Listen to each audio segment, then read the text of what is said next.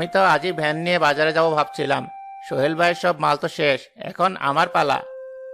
না, এখনই না। এই ভুলটা করো না। বাজারে এখনো অনেক তরমুজ আছে। দাম একটু চড়া, কিন্তু আমাদের এই স্পেশাল মালের জন্য এটা ঠিক দাম নয়। তাহলে কবে যাব? ফল তো পেকে গেছে, বেশি দিন জমিতে রাখলে তো নষ্ট হয়ে যাবে।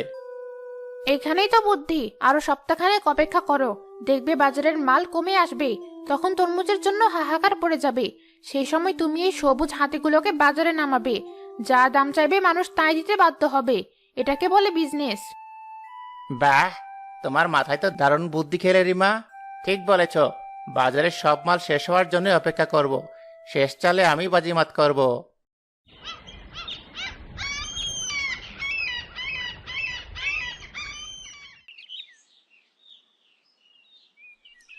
মহাজন সাহেব, আমাকে আরো 1010 টাকা ধার দিতে হবে। 10,000?